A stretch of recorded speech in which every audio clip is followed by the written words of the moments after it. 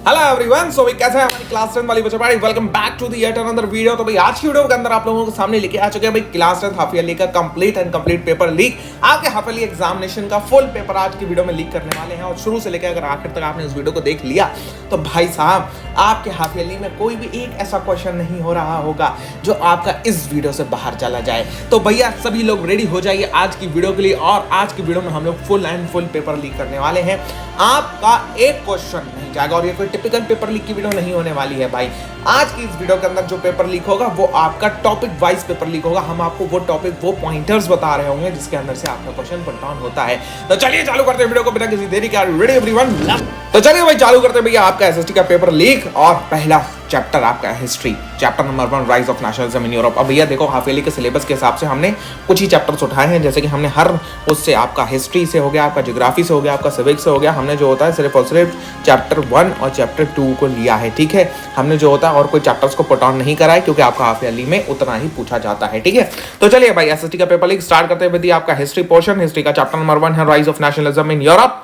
आपका इसमें सबसे पहला जो मोस्ट इंपॉर्टेंट आएगा वो आपका क्वेश्चन आएगा, give the ideas introduce by the French revolution, ठीक है। मोस्ट इंपॉर्टेंट है भाई, इससे ज्यादा इससे बाहर तो कोई आएगा ही नहीं क्वेश्चन। ये क्वेश्चन तो वो क्वेश्चन है जो आपका आना ही आना है। इस क्वेश्चन को तुम स्किप नहीं कर सकते, कोई टीचर इसको स्किप नहीं करेगा क्योंकि पता है इसे याद करना मुश्किल होता है, ठीक है। लेकिन हाँ अगर तुम इनसे पढ़ रहे हो नोट्स वगैरह तो तुम्हें अच्छी तरीके से याद हो जाएगा। The ideas of la patrie, la citoyen emphasize और new French flag was introduce and the state generals को जो होता है भैया रीनेम कर दिया गया था नेशनल असेंबली के तौर पे। नई हाइम्स को कंपोज किया गया था, ओथ्स को टेकन लिया जा रहा था भैया, मार्टियर्स को कमेमोरेट कर रहे थे all in the name of the nation, ठीक है भैया। सभी लोगों को क्लियर है? Okay, all in the name of the nation, oaths taken, martyrs commemorated, सब कुछ नेशन के नाम पे। सेंट्रलाइज एडमिनिस्ट्रेटिव सिस्टम को जो होता है भैया यूनिफॉर्म लॉस के तौर पे पुट ऑन किया गया था। साथ साथ में देखा जाए तो भैया आपका इंटरनल कस्टम ड्यूटीज को जो होता है हटा दिया गया था। System of weight and measures को अडॉप्ट किया गया था, uniform system of weight and measures. French को नेशनल लैंग्वेज के तौर पे प्रमोट किया जा रहा था, ठीक है। अब उसके बाद में भैया एनसीईआरटी के अंदर ये एक टाइमलाइन दी हुई है, सम इंपॉर्टेंट डेट्स। इसके अंदर तुम्हें ये जो डेट्स हैं यही बस पूरे चैप्टर की इंपॉर्टेंट डेट्स हैं, इससे बाहर कोई भी डेट तुम्हें याद करने की जरूरत नहीं है। इसमें से भी अगर मुझसे पूछोगे सर हमें और इंपॉर्टेंट डेट्स बता दो, सर हमको नहीं याद होती हैं डेट्स, तो भैया सिंपल सी बात है, इसमें से ये वाली इंपॉर्टेंट डेट्स याद कर लेना। हाँ 1815 याद कर लेना, ठीक है, और 1821 याद कर लेना, उसके बाद में 1870 याद कर लेना और 1871 याद कर लेना। इसमें एक डेट नहीं लिखी है वो मैं लिख देता हूँ। आपकी जो डेट नहीं लिखी है इसमें वो है आपका 1804। क्या हुआ था भैया? नेपोलियनिक कोड, ठीक है, ये याद और कर लेना, ठीक है मेरी जान। तो ये चीज़ आप अगर याद कर लोगे that's all for you, okay. अब आप इतना कर लेंगे डन, आपका डन मामला है। उसके बाद में देखो भैया नेपोलियनिक कोड की बात करी मैंने, तो नेपोलियनिक कोड के अंदर तुम्हें याद रखना है भारत पेट्रोलियम। क्या याद रखना है तुम्हें? Bharat petroleum, BPL, Bharat petroleum, ठीक है। आपका जो होता है इसमें क्या था, नेपोलियनिक कोड के अंदर जो 3 सबसे ज्यादा उसके रेवोल्यूशनरी मेजर्स थे वो हमारे यहाँ पे आते हैं। दैट इज आपका सारे के सारे privileges based on the birth उसने हटा दिए थे। Equality before law, right to property को सिक्योर करना, ये सारे के सारे काम उसने रखे थे। तो BPL याद रखोगे, भारत पेट्रोलियम। उसने क्या खोला था फ्रांस के अंदर? उसने फ्रांस के अंदर भारत पेट्रोलियम खोला था भैया, ठीक है। चलो अब जो होता है भैया यहाँ पे क्या कहते हैं, एक और चीज है भाई जो है आपका मीनिंग ऑफ लिबरलिज्म, ठीक है। लिबरलिज्म का मीनिंग, ओके, लिबरलिज्म का मीनिंग, कैसा मीनिंग भैया? लिबरलिज्म का मीनिंग फॉर डिफरेंट सोसाइटीज। अब मतलब देखो ये मोस्ट इंपॉर्टेंट क्वेश्चन है, ये मैंने बहुत बार बोर्ड एग्जामिनेशन तक में इसको आता हुआ देखा है। तो मोस्ट इंपॉर्टेंट है कि बच्चा इस पॉइंट को स्किप कर जाता है और जनरली बच्चों को ये पॉइंट याद भी नहीं रहता कि भैया लिबरलिज्म का अलग अलग सोसाइटी के लिए मतलब आप क्या कहना चाह रहे हो? अलग अलग सोसाइटी के लिए मतलब देखो मेरी जान, यहाँ पे जो होता है लिबरलिज्म का न्यू मिडिल क्लास के लिए अलग मतलब निकलता है और पॉलिटिकली लिबरलिज्म का अलग मतलब निकलता है। न्यू मिडिल क्लास के लिए लिबरलिज्म का क्या मतलब है? न्यू मिडिल क्लास के लिए मतलब है भैया individual freedom and equality before law, और पॉलिटिकली इसका मतलब होता है भैया गवर्नमेंट बाय पीपल। क्लियर है? ठीक है, तो ये तुम्हें याद करके रखना है। और मेरी जान ट्रीटी ऑफ वियना 1815, इसकी सबसे पहली बात तो ये याद रखो 1815। इसके अंदर क्या हुआ था ये पॉइंट्स 3-4 में क्वेश्चन आना ही आना है, ये बहुत इंपॉर्टेंट है। ट्रीटी ऑफ वियना कब हुई थी? नेपोलियन की डिफीट के बाद। नेपोलियन की डिफीट कहां हुई थी भैया? वाटरलू में हुई थी। क्वेश्चन 1 मार्क्स का आ सकता है। नेपोलियन की डिफीट में कौन कौन जो होता है इन्वॉल्व था? तो नेपोलियन के ऊपर बर्फ गए थे, ठीक है, बर्पा नेपोलियन के ऊपर कौन बर्पा? जैसे कहते नहीं है पापा तुम्हारे ऊपर गुस्से में बर्फ गए, ठीक है, बहुत बुरी तरीके से तुम्हें जो होता है गुस्सा तुम्हारे ऊपर फूट पड़ा, ठीक है। तो नेपोलियन के ऊपर कौन फूटा? B से ब्रिटेन, R से रशिया, P से पर्शिया, A से ऑस्ट्रिया, ओह ये ठीक है। ट्रीटी ऑफ वियना के अंदर भैया आपके 4 पॉइंट्स आते हैं। इसमें जो होता है सबसे पहले नेपोलियन को हराने के बाद में जो बर्बन डायनेस्टी पुरानी चल रही थी जिसके अंदर ल्यूइस 16 आया था, क्लास 9 का चैप्टर याद आया, ठीक है। बर्बन डायनेस्टी को डिस्पोज कर दिया गया था फ्रेंच रेवोल्यूशन के द्वारा, उसको जो होता है फिर से पावर के अंदर लेके आए गए। फ्रांस ने जो होता है अपनी टेरिटरीज को लॉस कर दिया जो कि नेपोलियन के अंदर उसने गेन करी थी। अगर मैं ज्यादा तेज बोल रहा हूं तो भैया तुम्हें थोड़ी सी वीडियो को स्लो करना पड़ सकता है क्योंकि भैया मैं यहाँ पे बहुत फास्टली वीडियो बनाने की कोशिश कर रहा हूँ। नेपोलियन ने जब अपने टाइम में 1804 के बाद में जब उसने नेपोलियन कोड को लॉन्च करा था, उसके बाद में भाई साहब उसने जो होता है वो अल्टीमेटली एक्सपेंशन करा था फ्रांस का। तो फ्रांस का जब उसने एक्सपेंशन करा था तो फ्रांस की बाउंड्रीज उस टाइम पे बहुत ज्यादा एक्सटेंड कर रही थी। तो अब जब ट्रीटी ऑफ वियना को रखा गया तो ट्रीटी ऑफ वियना ने वो फ्रांस की बाउंड्रीज को कॉन्ट्रैक्ट कर दिया एक जगह पे। सीरीज ऑफ स्टेट की बाउंड्रीज को सेटअप कर दिया गया कि फ्रांस फ्यूचर में एक्सपेंड ना कर सके, ठीक है, क्योंकि नेपोलियन के टाइम में फ्रांस ने अल्टीमेट एक्सपेंड करा था। जर्मन कॉन्फेडरेशन जो कि 39 स्टेट्स का बनाया गया था नेपोलियन द्वारा, उसको अनटच रखा गया, उसको अनटच छोड़ दिया, ठीक है। अब भैया रेवोल्यूशनरीज का चैप्टर, रेवोल्यूशनरीज का टॉपिक आता है। इन रेवोल्यूशनरीज टॉपिक तुम्हें याद रखना है भैया मिजानी के बारे में तुम्हें क्या याद रखना है, इंपॉर्टेंट ये है। इसको मेटरनिच चचा ने सबसे ज्यादा डेंजरस एनिमी बताया है सोशल ऑर्डर का। मेटरनिच का एक और स्टेटमेंट याद रख लेना कि मेटरनिच ने कहा था जब फ्रांस स्नीज करता है, क्या स्नीज करता है भैया, फ्रांस छींकता है अच्छी तो पूरे के पूरे यूरोप को जुकाम होना तय है, ठीक है। तो ये उसने बात करी थी। मेटरनिच के बारे में याद रख लेना, इसमें ये एक इंपॉर्टेंट पॉइंट है। And young Italy and young Europe के ऊपर पूछा जा सकता है या मेटरनिच का पूछा जा सकता है भैया, give this brief biography of Metternich. तो तुम्हें उसमें जो होता है 1 2 3 4 5 6 पॉइंट डाल दोगे, 5 नंबर आपके हाथ में आ जाएंगे, ठीक है मेरे जान। तो भाई साहब अगर जो होता है तुम ये मेन एग्जामिनेशन में भी डालते हो ना मेरे लाल, अगर तुम्हारा जो क्या कहते हैं भाई सीबीएसई का एग्जामिनेशन है उसमें भी डालते हो, so you will get the 5 marks, but in half yearly also you 6 marks डाल देना भाई। तो ये पॉइंट्स याद कर लो, ठीक है। यूनिफिकेशन ऑफ जर्मनी इंपॉर्टेंट है, इंपॉर्टेंट यूनिफिकेशन ऑफ जर्मनी। इसमें जो होता है भाई साहब आपका क्या कहते हैं, सबसे पहले क्या हुआ था, कैसे हुआ था और किसने कराया था ये, ठीक है।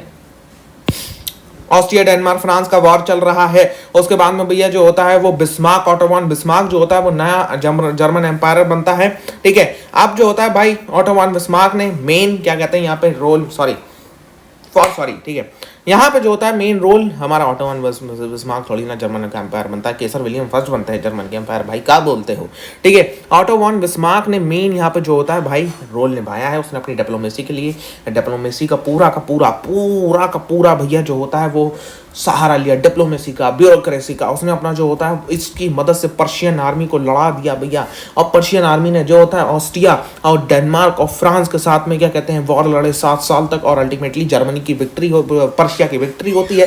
पर्शिया किसके साथ है, ऑटो वॉन बिस्मार्क के साथ। ऑटो वॉन बिस्मार्क किसके साथ है, जर्मनी के साथ। तो भैया जर्मनी की विक्ट्री हो जाती है, जीत गए, ठीक है। ऐसे करके केसर विलियम फर्स्ट बनते हैं किंग। हाँ ज्यादा हो गया, ठीक है चलो आओ।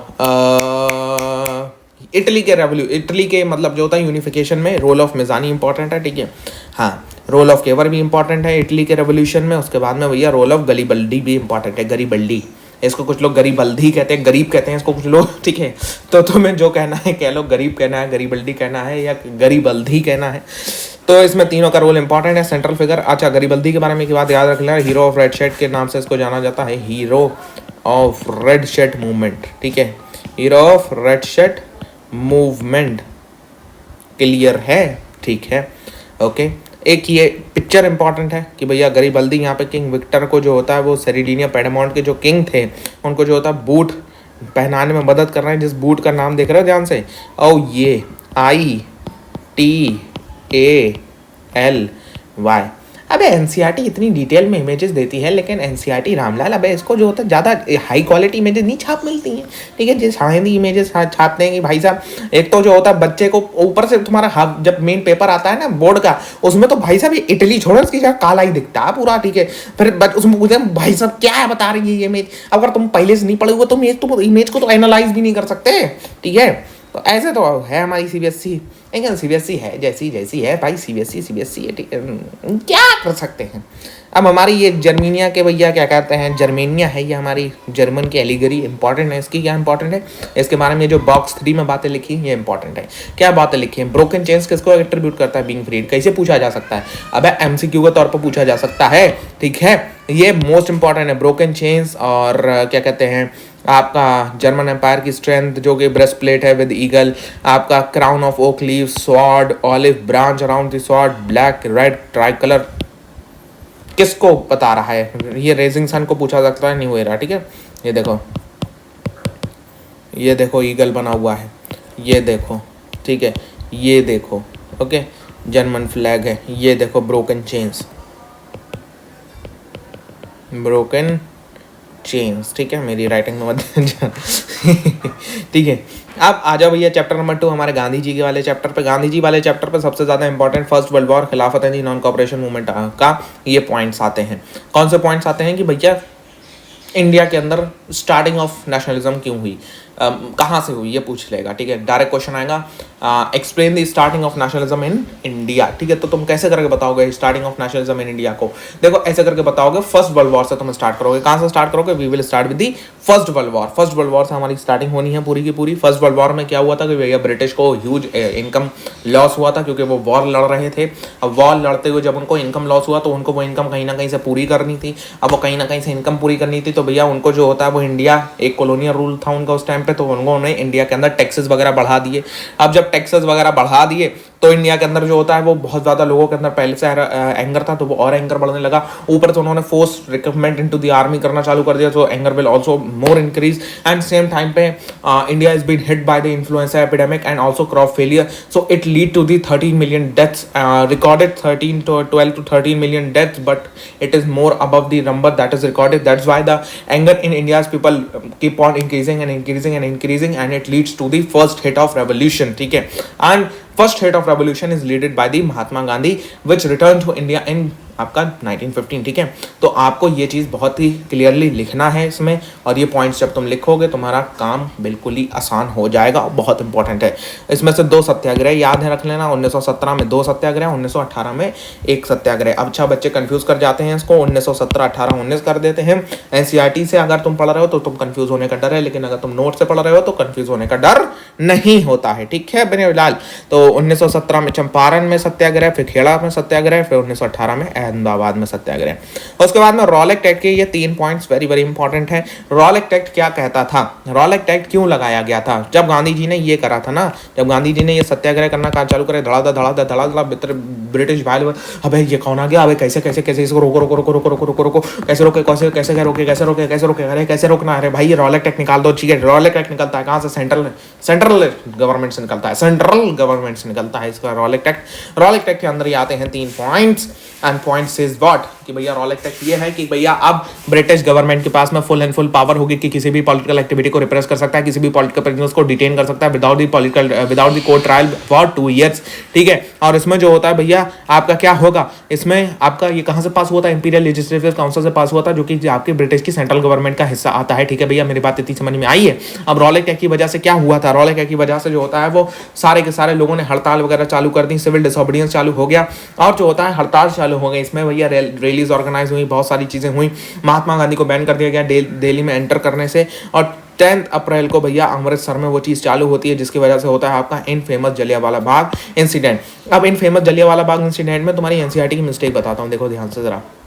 हाँ, यह हुआ था भैया 13 अप्रैल में हुआ है आपका इन फेमस जलियांवाला बाग इंसिडेंट्स, ठीक है। यहाँ पर लार्ज क्राउड गैदर था भैया, कहाँ पे? जलियांवाला बाग में। यहाँ पे कुछ आए थे प्रोटेस्ट करने के लिए गवर्नमेंट के न्यू रिप्रेसिव मेजर्स की वजह से, कुछ आए थे यहाँ पे बैसाखी फेयर को अटेंड करने के लिए। यहाँ पे जो होता है आउटसाइड द कंट्री, यहाँ पे कुछ लोग जो होता है भैया अनवेयर थे क्या हो रहा है क्या नहीं हो गया है। डायर यहाँ पे एंटर करता है, कौन एंटर करता है? यहाँ पे डायर एंटर करता है, एग्जिट को ब्लॉक कर देता है। क्या करता है भैया? एग्जिट को ब्लॉक कर देता है, ओपन फायर करता है क्राउड पे, ठीक है, क्राउड पे ओपन फायर करता है, हंड्रेड्स को मारता है। कितनों को मारता है जरा ध्यान से देखना, किलिंग हंड्रेड्स, ठीक है। पर असल में क्या हुआ था, आप आगे की और हिस्ट्री की बुक्स पढ़ोगे तो व्हाट यू टेक कि वहाँ पे क्या मिलता है, ठीक है, what you take the information from there, that is कि आपका कितने लोग थे वहाँ पे? 20,000 लोग इकट्ठा थे, 90 सोल्जर्स की पूरी इन्फेंट्री आई थी, 2 आर्म्ड व्हीकल्स आए थे। लेकिन भैया आपका जलियांवाला बाग का जो मेन गेट है, वो इतना बड़ा नहीं है कि आम व्हीकल अंदर आ सकें, इसलिए भैया यहाँ पे 90 सोल्जर्स आए थे, और 90 सोल्जर्स ने 10 मिनट तक ओपन फायर रखी थी, 10 मिनट तक अल्टीमेट फायर नहीं रखी थी, जब तक कि सारा का सारा एम्यूनेशन एग्जॉस्ट नहीं हो गया।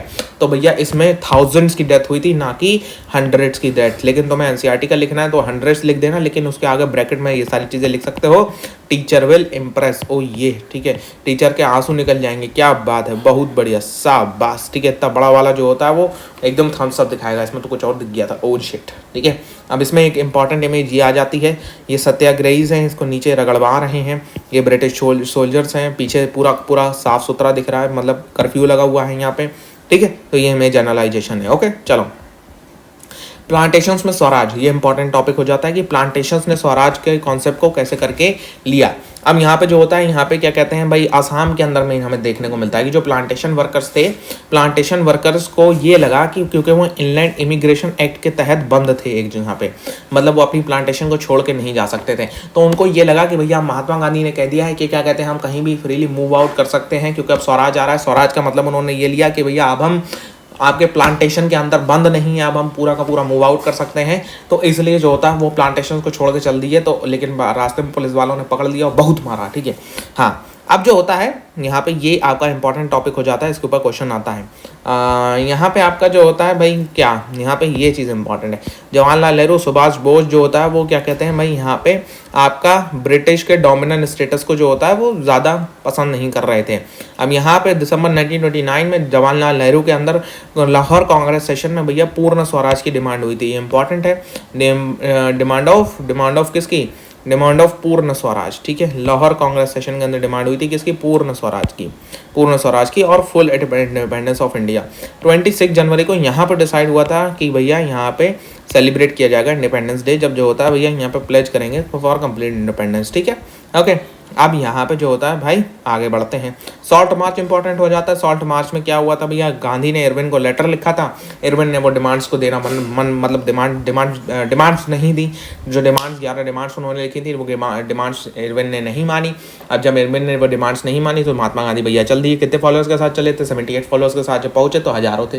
ठीक है, तो ये Irwin pact is very very important, बहुत सॉरी इरविन पैक्ट कर रहा हूँ, Gandhi Irwin pact. Salt march is very very important, Gandhi Irwin pact भी एक बार पढ़ जाना, हो सकता है उससे भी क्वेश्चन उठ जाए। ठीक है, कलेक्टिव बिलोंगिंग के अंदर ये है भैया, इमेज एनालाइजेशन दे सकता है। ठीक है, वंदे मातरम किसने लिखी भैया, ओके बंकिम चंद्र चट्टोपाध्याय ने ये वंदे मातरम लिखी है, और इसमें यहाँ पे कुछ ऐसा टेक्स्ट भी लिखा हुआ है, ब्रिटिश और इंडिया को दिखा रहे हैं। ठीक है, यहाँ पे जो होता है यहाँ पे ये देख रहा हूँ, ये सब एनालाइजेशन का टॉपिक है। ठीक है, आइए ज्योग्राफी के तरफ बढ़ते हैं भैया, रिसोर्सेज एंड डेवलपमेंट की बात करते हैं। सबसे पहला चीज़ है आपका नॉन रिन्यूएबल रिसोर्सेज का ये वाला कॉन्सेप्ट कि non renewable resources can be replace.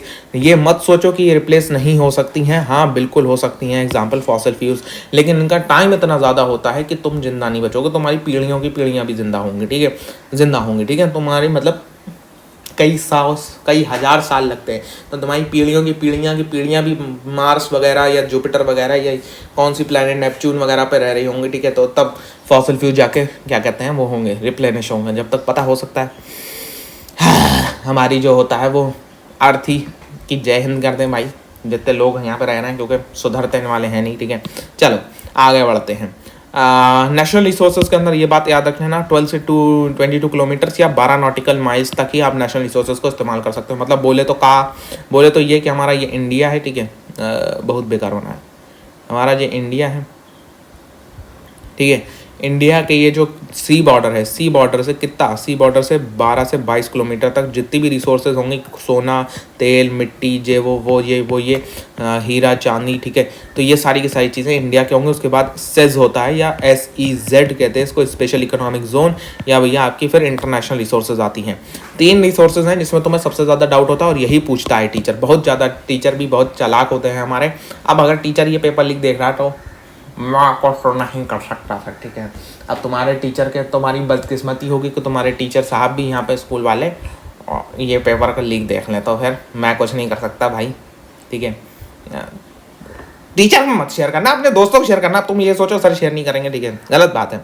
Potential resource develop resource, ठीक है, हाँ चलो, स्टॉक रिसोर्स और पोटेंशियल रिसोर्स में तुम्हारी दिमाग खराब होता है। हाँ देखो, हाँ मैं क्या बता रहा हूँ, ध्यान से सुन मेरे जान। यहाँ पे भैया, यहाँ पे रिसोर्स अवेलेबल है, उसके लिए टेक्नोलॉजी भी अवेलेबल है, तो यहाँ पे डेवलपमेंट नहीं है। मतलब टेक्नोलॉजी है लेकिन डेवलपमेंट नहीं है। यहाँ पे मेन ही चीज़ नहीं है, यहाँ पे टेक्नोलॉजी ही नहीं है, जैसे फॉर एग्जांपल H2O है, इसमें ऐसे करके यहाँ पे H2 और O निकाला जा सकता है, क्योंकि ये H2 हाइड्रोजन जो होता है एक फ्यूल की तरह काम करेगा। लेकिन इसके लिए भैया लार्ज स्केल के लिए अभी टेक्नोलॉजी नहीं आई है, लार्ज स्केल के लिए टेक्नोलॉजी नहीं आई है। उसके बाद की बात करते हैं, आओ रियो डी जेनेरियो अर्थ समिट एजेंडा 21 इंपॉर्टेंट है। ये पूरा का पूरा ऐसी छाप के आओगे, मतलब पूरा मत ऐसे मत छाप के आना, ठीक है। यहाँ पे ये करना कि भैया क्या कहते हैं, यहाँ पे आपका मतलब एम्स क्या है, यहाँ पे एम है भैया इसका डायरेक्ट तुम्हें इतना लिख के आना है, एजेंडा 21 कहाँ पे हुआ था ये, 1922 United nation conference on UNCD, ठीक है। यहाँ कहाँ हुई थी भैया, रियो डी जेनेरियो ब्राज़ील। यहाँ पे अचीविंग था गोल ऑफ सस्टेनेबल डेवलपमेंट, ठीक है। Agenda to combat environmental damage, poverty, disease through global cooperation on common interest, mutual needs and share responsibilities, ठीक है। बस खत्म, इतना लिख के आओगे, ठीक है। रिसोर्स प्लानिंग की प्रोसेस बहुत ज़्यादा इंपॉर्टेंट है, identification, planning and matching of resource, okay. और उसके बाद में जे, इसमें इंपॉर्टेंट है भाई, ये आपका एलुवल, ये आपका माउंटेनस सॉइल, ये आपका एलुवल का हिस्सा, फिर ये आपका ब्लैक का हिस्सा, फिर रेड सॉइल का, फिर ये थार डेजर्ट वगैरह का हिस्सा, ये गंगा प्लेन्स के पूरी बात है। तो यहाँ पे एलुवल सॉइल होती है, इसमें दो होती हैं, भांगर होती है, खादर होती है, ठीक है। हाँ जी, ओके। अब यहाँ पे ये आसाम तक जा, ये इधर मतलब मिजोरम वगैरह तक भी जाती है, ठीक है। और इधर भैया ये आपका रेड सॉइल का हिस्सा है। फिर यहाँ पे आपका लेटराइट सॉइल है। लेटराइट मतलब जो होता है वो इंसान क्या कहते हैं, पानी ज़्यादा हो गया है तो लीचिंग की वजह से बनती है ये, ठीक है। गुजरात के अंदर ब्लैक सॉइल है, एलुवल सॉइल का भी हिस्सा है, ठीक है। एग्रीकल्चर की तरफ बढ़ते हैं। एग्रीकल्चर के अंदर सबसे पहला जो तुमसे पूछता है वो है झूमिंग कल्चर। स्लैश एंड बर्न को अलग अलग हिस्सों में कैसे नाम देते हैं, ठीक है। तो इसमें से पूछा जा सकता है, क्या पूछेगा सर इसमें से, स्लैश एंड बर्न एग्रीकल्चर को मिल्पा कहा जाता है मैक्सिको में, ये इंपॉर्टेंट है। और रे इन वियतनाम, ठीक है। ये तो बड़ा खतरनाक नाम है भाई अगर इसको ले दिया तो भाई तुम लोग इसका मजाक बना दोगे, ठीक है। चलो हाँ, नहीं इंपॉर्टेंट नहीं है, मतलब धैया इन मध्य प्रदेश इंपॉर्टेंट है।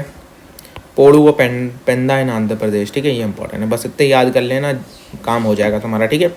हाँ, झूमिंग इन दी नॉर्थ ईस्टर्न रीजन, बस ठीक है, बस इतना, ओके, ये याद कर लेना, काम हो जाएगा।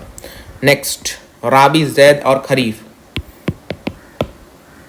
इससे ये मत छोड़ना, ये आना ही आना। एग्रीकल्चर नहीं आ रहा तुम्हारा क्या, अगर एग्रीकल्चर नहीं आ रहा, फॉरेस्ट एंड वाइल्ड लाइफ तो कुछ भी नहीं है। उसमें प्रोजेक्ट टाइगर और जॉइंट फॉरेस्ट प्रोग्राम और क्या कहते हैं उसके बाद में conservation of forest, reserve forest, आपका अनक्लास फॉरेस्ट और जो होता है क्लास फॉरेस्ट, ये 3 इंपॉर्टेंट चीज़ें हैं, बस इतना पढ़ जाना। अगर ये चैप्टर आ रहा है ये इंपॉर्टेंट है, ठीक है।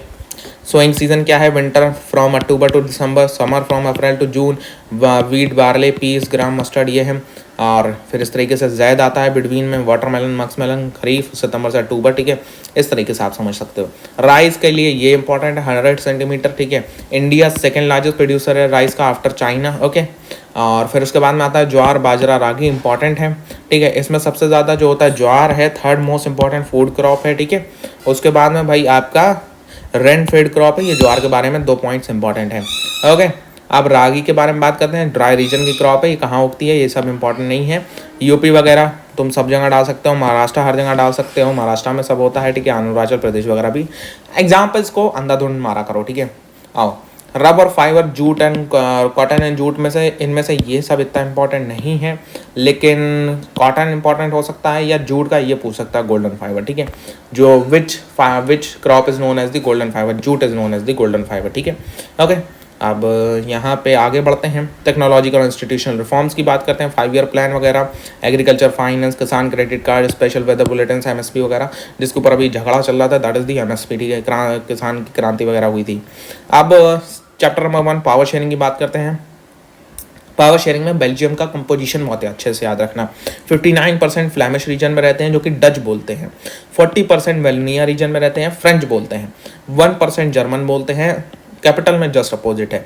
ब्रसल्स में 80% फ्रेंच बोलते हैं, 20% डच बोलते हैं, ठीक है, ओके। और एक ये है भैया नोट पॉइंट है, माइनॉरिटी जो होता है वो पावरफुल है और मेजॉरिटी ज़्यादा पावरफुल नहीं है। क्या अमेंडमेंट हुआ था ये इंपॉर्टेंट याद रख लेना, ब्रसल्स के अंदर क्या अमेंडमेंट हुआ था, कैसे करके हुआ था। श्रीलंका के अंदर ये मेजॉरिटेरियन गवर्नमेंट बहुत इंपॉर्टेंट है, ठीक है। एथनीज कम्युनिटीज़ कितनी हैं, मेजॉरिटेरियन मेन इंपॉर्टेंट है, ठीक है। मेन मेजॉरिटेरियन गवर्नमेंट क्या होती है ये तुम्हें याद रखना है, मेजॉरिटेरियनिज्म, ये ग्लॉसरी में जो दे रखा है ये। Believe that the majority community should be able to rule a country in which ever way it wants, ये तो तुम्हारा आना ही आना है, ठीक है, डन वाला मामला है ये, और इससे बाहर पेपर नहीं जाएगा, इतनी बात तो तुम अपने दिमाग में बिठा लो। ओके, आओ आगे बढ़ते हैं। मेन कॉन्फ्लिक्ट क्या था श्रीलंका के अंदर, कि भैया श्रीलंकन तमिल इंडियन तमिल के बीच में क्या कॉन्फ्लिक्ट था क्या नहीं था, ठीक है। ओके, अब यहाँ पे पावर शेयरिंग की नीड्स के दो रीज़न, एक प्रूडेंशियल रीज़न, एक आपका मोरल रीजन, याद रखने हैं। प्रूडेंशियल रीजन क्या है भैया, ये ठीक है, कि भैया एक अच्छे आउटकम निकले। मोरल रीजंस क्या है कि भैया वैल्यूएबल है, स्पिरिट ऑफ द डेमोक्रेसी है, और आपका क्या कहते हैं कैसे गवर्नेंस होती है उसको ये प्रमोट करती है, तो मोरल रीजन हो गया भाई, लेजिटिमेट गवर्नमेंट को बनाती है। और दो, डिस्ट्रीब्यूशन ऑफ पावर इंपॉर्टेंट आना ही आना है, इससे तुम नहीं बच सकते, ठीक है। लेजिस्लेटिव, एग्जीक्यूटिव, जुडिशरी, मतलब एक ही आपका लेवल पे जब पावर्स डिविजन्स होती हैं, मतलब जिस पे कोई भी आपका अलग, मतलब कोई भी किसी के पास पावर कम नहीं है, all have the same power, मतलब यहाँ पे system of checks and balance चलता है, तो दैट इज आपका हॉरिजॉन्टल डिस्ट्रीब्यूशन ऑफ पावर, ठीक है। उसके बाद में एडवांटेजेस के क्या हैं, वर्टिकल डिस्ट्रीब्यूशन ऑफ पावर। और फेडरलिज्म के अंदर आ जाओ, फेडरलिज्म में सबसे पहले difference between unitary and federal system, direct question आ सकता है, what is the difference between unitary form and the federal form of government, ठीक है। यूनिटरी सिस्टम और फेडरल सिस्टम के बीच में तुम्हें डिफरेंसेस लिखने हैं, क्या डिफरेंसेस होंगे भैया, डायरेक्ट ये डिफरेंस जो होता है वो लिख देना, ठीक है। की फीचर्स ऑफ फेडरलिज्म, इससे भाई क्वेश्चन आता ही आता है, ये सिर्फ तुम्हारा, ये तो भैया आपका मेन एग्जाम के लिए भी मोस्ट इंपॉर्टेंट है, मेन एग्जाम में भी डायरेक्ट से क्वेश्चन पूछता है, ठीक है। ओके, मेन एग्जाम के लिए भी मोस्ट इंपॉर्टेंट है। लिस्ट याद रख लेना, list, union list, state list and curricular list के सब्जेक्ट्स। एक एक्सेप्शन है एजुकेशन, इसमें भी है, इसमें भी है, इसमें भी है, एजुकेशन तीनों में है, ठीक है। ओके, और फंडामेंटल राइट्स वगैरह तीनों में है, ये चीज़ याद रखनी है आपको वेरी वेल, ठीक है। आगे बढ़ते हैं। लिंग्विस्टिक स्टेट्स, ये इतना इंपॉर्टेंट नहीं है, लेकिन हो सकता है इसके ऊपर क्वेश्चन आ जाए। लिंग्विस्टिक स्टेट्स एंड आपका जो होता है वो आपका लैंग्वेज पॉलिसी के ऊपर, ठीक है। डिसेंट्रलाइजेशन, डिसेंट्रलाइजेशन क्या होता है, व्हाट इज डिसेंट्रलाइजेशन, ये डायरेक्ट आता है कि भैया पावर एक जगह इकट्ठा ना हो पाए, अगर एक जगह पावर इकट्ठा होती है it is harm for the democracy और मोनार्की का स्टार्टिंग हो सकती है, ठीक है। अब यहाँ पे पंचायती राज सिस्टम में तो ये पूछना ही उसे कि भैया यहाँ पे जिला परिषद, पंचायत समिति और ग्राम पंचायत लेवल क्या होता है। देखो, मान लो कि बहुत सारे गांव हैं, मान लो बहुत सारे गांव हैं, ठीक है, बहुत सारे गांव मिलके, गांव प्लस गांव प्लस गांव प्लस गांव प्लस जी प्लस जी प्लस जी, बहुत सारे गांव मिलते हैं तो भैया ग्राम पंचायत विलेज लेवल की होती है, ठीक है, या जिसे हम लोग पंचायत, ग्राम पंचायत कहते हैं, ठीक है। ये विलेज लेवल की होती है, बहुत सारे गांव होते हैं इसके अंदर, बहुत सारे गांव, ठीक है, अलग अलग गांव की अपनी अलग अलग ग्राम पंचायत होती है। पंचायत समिति में जब ये ग्राम पंचायत होती हैं प्लस ग्राम पंचायत प्लस ग्राम पंचायत, बहुत सारे गांव की ग्राम पंचायत जब मिल जाती हैं तो वो पंचायत समिति हो जाती है, ठीक है। अब जब बहुत सारी पंचायत समिति मिलती हैं तो वो जिला परिषद होता है, ठीक है। मान लो तुम्हारा 9th में चैप्टर था पालमपुर, विलेज पालमपुर, मान लो बहुत सारे पालमपुर हैं, बहुत सारे पालमपुर है, तो हर पालमपुर की अपनी क्या होगी, ग्राम पंचायत होगी, पालमपुर ग्राम पंचायत। उसमें एक नाम था रायगंज, ठीक है, रायगंज क्या था वहाँ का, आपका तहसील मान लो, ठीक है, तहसील मान लो, या नहीं वहाँ का जिला मानते हैं हम रायगंज, ठीक है, डिस्ट्रिक्ट रायगंज, ओके। अब पालमपुर गांव है, उसके पास में एक बड़ा, थोड़ा बड़ा हुआ है जैसे हम लोग तहसील कहते हैं, ठीक है, तहसील कहते हैं। आप तहसील मान लो जो होता है, तहसील है आपका मकनपुर, ठीक है। अब मकनपुर तहसील, पालमपुर गांव, ठीक है, पालमपुर गांव की हर गांव की होगी ग्राम पंचायत। जब वो ग्राम पंचायत इकट्ठा होकर तहसील जाएंगी तो वो तहसील कौन सी है, मकनपुर तहसील। मकनपुर तहसील बनेगी आपकी ब्लॉक लेवल पे, जैसे हम लोग पंचायत समिति कहते हैं।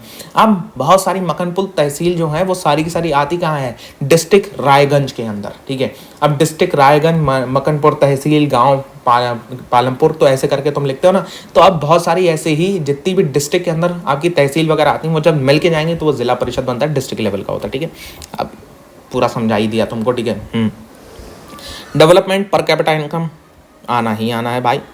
डिसएडवांटेजेस क्या है इसकी, याद रखना बहुत अच्छी तरीके से। अदर क्राइटेरिया देन इनकम, इसमें आपका ये चीज़ें आती हैं, पर कैपिटा इनकम हाईएस्ट है, लेकिन जो होता है भैया यहाँ पे क्या कहते हैं, employment status, infant mortality rate, literacy rate, net attendance ratios, ये इंपॉर्टेंट हैं आपके, इनको याद रखने की ज़रूरत है, ठीक है। HDR, human development report, very very important, ठीक है, ये आपकी पूछी जाती है। इसके अंदर क्या क्या लिया जाता है, इसके अंदर लिविंग स्टैंडर्ड, हेल्थ स्टेटस और educational level of the people को लिया जाता है। इंडिया की कितनी रैंक थी भैया, 2018 में इतनी हो गई, और यहाँ पे जो होता है वो 2020 में 131 हो गई, अभी तो और नीचे चली गई है। नेक्स्ट है आपका जो होता है सेक्टर्स ऑफ इंडियन इकोनॉमी के अंदर, कहाँ ये चैप्टर नंबर 2 है आपका इकोनॉमिक्स का। हो सकता है इससे पूछा जा सके, या हो सकता है तुम्हारा और कोई चैप्टर आ रहा हो। मैंने ये वाला चैप्टर लिया, अगर तुम देखना चाहते हो तो ये वाले चैप्टर में से भी आएगा, और बाकी तुम बता सकते हो मुझे कौन सा चैप्टर होगा, तो मैं कमेंट सेक्शन में ही तुम्हारा उस चैप्टर का इंपॉर्टेंट टॉपिक्स को तुम्हें रिस्पॉन्ड में दे दूंगा, ठीक है, कि इसके इंपॉर्टेंट टॉपिक्स कौन से जिससे क्वेश्चन बनते हैं। Okay, primary sector, secondary sector आपका जो होता है, टर्शियरी सेक्टर, ये इंपॉर्टेंट है।